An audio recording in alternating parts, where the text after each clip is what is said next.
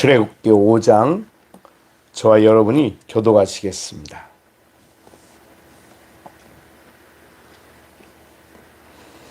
그 후에 모세와 아론이 바로에게 가서 이르되 이스라엘의 하나님 여호와께서 이렇게 말씀하시기를 내 백성을 보내라. 그러면 그들이 광야에서 내 앞에 절기를 지킬 것이니라 하셨나이다.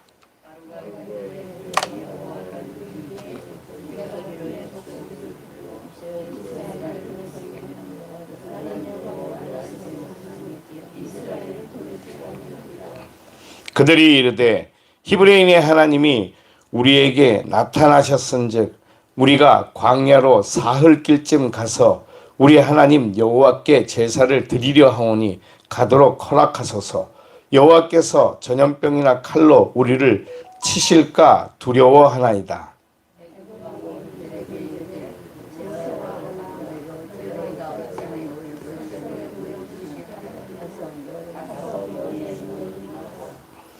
바로가 또 이르되 이제 이 땅의 백성이 많아졌거늘 너희가 그들로 노역을 쉬게 하는도다 하고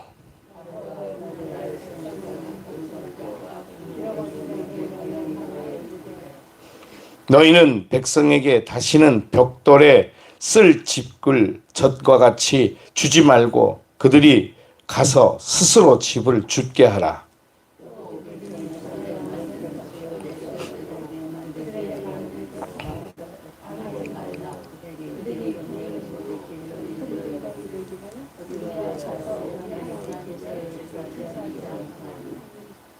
그 사람들이 노동을 무겁게 함으로 무겁게 함으로 수고롭게 하여 그들로 거짓말을 듣지 않게 하라.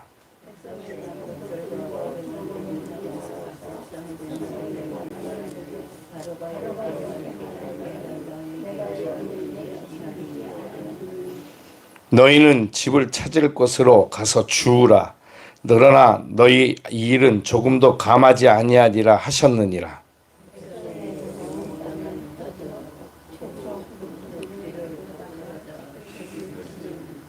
감독들이 그들을 독촉하여 이르되 너희는 집이 있을 때 같이 그날의 일을 그날에 마치라 하며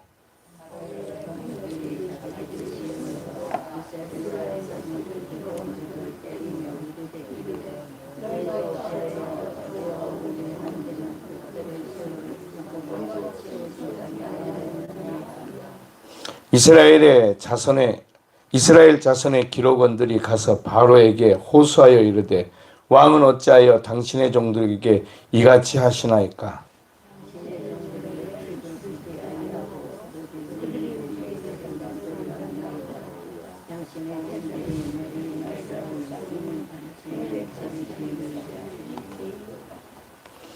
바로가 이르되 너희가 게으르다.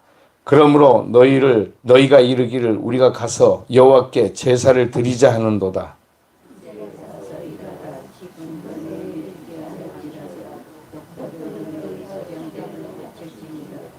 기록하는 일을 맡은 이스라엘 자손들이 너희가 매일 만드는 벽돌을 조금도 감하지 못하리라 함을 듣고 화가 몸에 미친 줄을 알고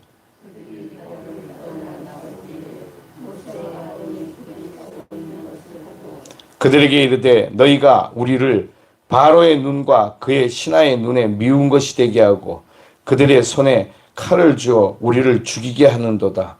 여호와는 너희를 살피시고 판단하시기를 원하노라.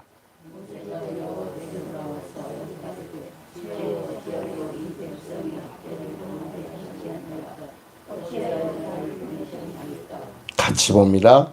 내가 바로에게 들어가서 주의 이름으로 말한 후로부터 그가 이 백성을 더 학대하며 주께서도 주의 백성을 구원하지 아니하시나이다.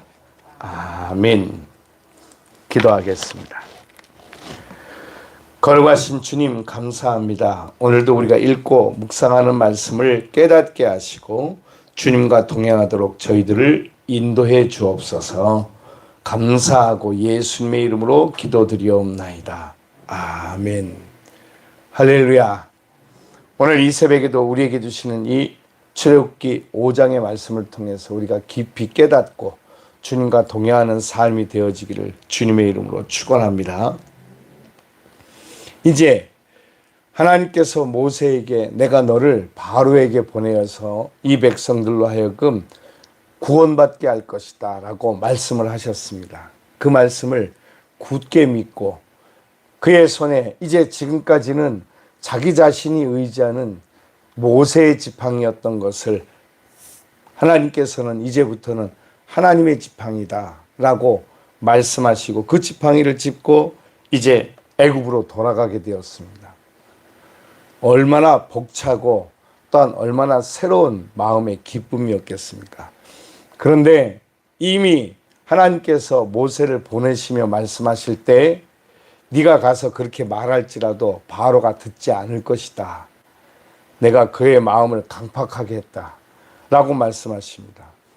그래서 모세는 그게 어떤 것인지 알 수가 없었기 때문에 돌아가서 이 바로에게 용감하게 나아가서 그의 하나님의 주신 말씀을 선포하면서 뒤늦게 깨닫게 되었습니다. 아하, 하나님이 하신 말씀이 이런 뜻이었구나 라고 하는 것이었습니다. 그게 뭐였는가 그랬더니 오늘 성경에 보니까 바로에게 가서 하나님께서 이 백성들을 이 애굽 땅에서 내보내라고 하십니다 라고 말했더니 이 바로가 말하기를 하나님 누구냐 이렇게 얘기하는 것입니다. 나는 그 하나님은 네가 말하는 하나님 누구인지 모르고 나는 너도 누군지 모른다. 너는 그저 이 이스라엘 백성의 네가 대표냐? 라고 말하는 것입니다. 그래서 이 말을 들은 모세는 그때 정신이 버뜩 난 거죠. 하나님께서 보내서 하나님이 가라고 해서 갔는데 그랬으면 여러분 우리가 아브라함이나 이삭 때에 그가 오히려 그들은 하나님 앞에서 또한 바로나 또한 아비멜렉 왕 앞에서 자기의 아내인 사라를 리브가를 누이라고 거짓말을 했잖아요. 그런데 하나님께서는 그들의 꿈에 나타나셔서 너희들 죽을래? 얼른 돌려보내. 이 여자는 그의 아내야 라고 말했던 것 같이 그렇게 역사하시지는 못할 망정 오히려 바로의 마음을 더 강팍하게 하셔서 내가 누군데 너희가 말하는 너희 하나님이 누군데 여호와가 누군데 감히 나한테 와서 너희가 죽으려고 환장을 했구나 이렇게 떠드는 이 바로를 보면서 모세는 아마 마음이 철렁했을 것입니다. 그러나 그는 끝까지 하나님이 하시라고 하셨으니까 하나님이 하실 것을 믿고 기대하면서 그렇게 선포했습니다. 이 백성을 하나님이 보내라고 하십니다. 이 백성은 여기서 나가서 광야로 가면 사흘길쯤 3일쯤 지나면 이제 거기서 하나님께서 하나님께 예배할 사람들, 하나님을 찬양할 사람들, 하나님을 경배할 사람들로 이 이스라엘 백성들을 하나님이 선택하셨음을 이 백성들에게 알게 하고 그들로 통해서 하나님께 영광 돌리게 할 것입니다. 그러니 보내주십소서. 그랬더니 이 바로가 그래? 이렇게 표현한 것이 아니라 네가 뭔데? 네가 말하는 하나님이 어디 있는데? 택도 없는 소리 하지 말아라. 이렇게 나오는 것입니다. 그리고 말하기를 네가 그렇게 하니까 네 하나님이 너희 하나님이 너희를 한번 지키나 한번 보자. 이제부터 저들에게 더 이상 벽돌을 주지 말아라. 벽돌 없이 그리고 벽돌을 만들 집도 주지 말아라. 그래서 집도 구하고 지푸라기 아시죠? 그죠? 이제 그렇게 표현하고 있는데 벽돌을 만들 지푸라기도 스스로 구하고 그리고 벽돌도 스스로 만들고 성도 스스로 쌓고 저것들이 뭘 갖다 주고 먹을 것도 주고 그러니까 배불러서 저러는 거예요.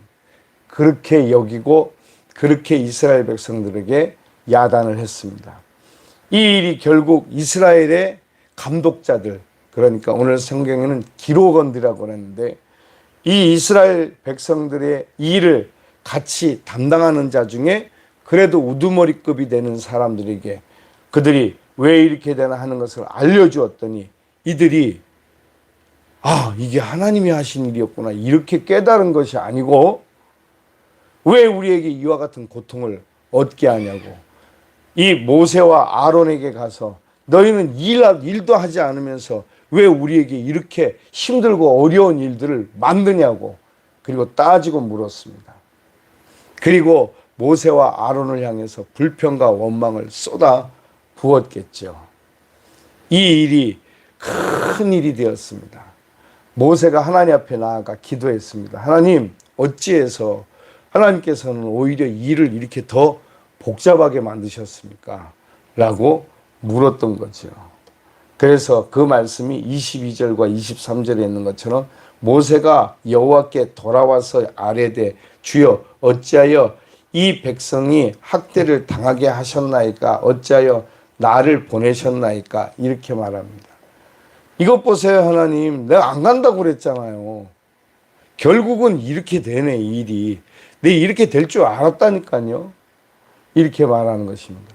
저 이스라엘 백성들이 하나님의 말씀을 들으면 하나님께서 지금 뭔가를 하고 계시구나 이렇게 생각할 줄 아셨어요? 아니에요.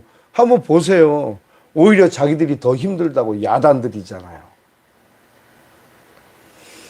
우리가 하나님을 믿고 예수님을 믿고 하나님 말씀대로 따라 살면 우리는 더 좋은 일이 생길 것이라고 하는 기대감을 가지고 있습니다. 그런데 그렇게 되지 않을 때 우리는 실망하고 낙심하며 하나님을 원망합니다. 오늘 이스라엘 백성들이 이제 하나님께서 모세를 보내셔서 모세를 통해서 이 백성들을 풀어서 저 광야로 나가서 이제 나에게 예배하게 하라 이렇게 하나님이 명령하시고 말씀하셨잖아요.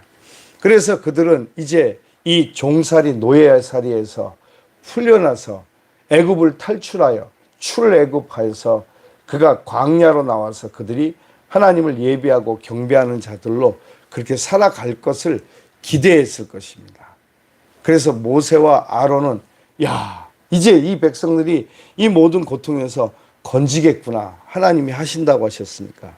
그런데 이게 기대했던 것과 전혀 다르게 오히려 더 큰 문제가 되어서 바로가 더 화를 내면서 하나님이 니네가 믿는 하나님이 택도 없는 소리 하지 말아라.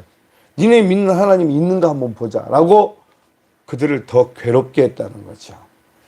우리가 하나님을 믿으면 하나님을 의지하면 하나님께서 막 그들 가운데 나타나셔서 하늘에서 천둥과 번개를 발하시면서 그놈들을 다 때려잡고 그리고 예수 믿는 사람들을 높이고 믿지 않는 자들을 혼내주고 그런 역사가 일어날 것이라고 우리는 기대하면서 혹시 믿습니까? 근데 성경은 그렇게 이야기하고 있지 않다고 하는 거죠. 오히려 더 핍박받고 더 고난받고 더 고통 속에 빠지게 됩니다. 그런데 하나님께서는 거기서 이스라엘 백성들에게 견디고 이겨내게 하시는 거죠. 왜 그러냐면 믿음의 상징인 것입니다. 믿음이라고 하는 것은 우리가 견디고 결국은 승리하는 거죠. 그래서 성경에 예수님께서는 사도 요한을 요한 1서에서 말씀하시기를 너희의 믿음은 이것이니라. 너희의 승리는 너희의 믿음이니라 라고 말씀하셨습니다. 그러니까 우리가 이기는 승리의 비결은 우리가 믿는 것입니다. 믿는다고 하는 것은 우리의 삶에서 원수들이 우리에게 복종하고 그리고 꼬꾸라지고 무너지는 것으로 이기는 것이 아니라 하나님의 말씀이 살아계신 것을 우리를 통해서 나타내는 것이다. 할렐루야. 우리가 견디고 우리가 버텨낼 때 그리고 우리가 어떤 모진 고통과 고난 속에서 끝까지 믿음을 잃지 않고 버틸 때 어떤 고문과 고통이 있다고 해도 우리가 포기하지 않고 주님을 끝까지 신뢰하고 우리가 바라볼 때 그때 그들은 아이고 도대체 저것들을 이길 수가 없어. 그냥 죽여버려 그냥. 이렇게 말할 때 우리가 죽는 것 같지만 영원히 살게 된다는 것을 우리는 그때 알게 됩니다. 할렐루야. 세상은 그렇게 말한다니까요. 야, 저들 진짜 독종이야. 어떻게 저런 인간들이 있지? 야, 저것들 어떻게, 예수 믿는 것들은 도대체, 야, 어떻게 해볼 재간이 없어.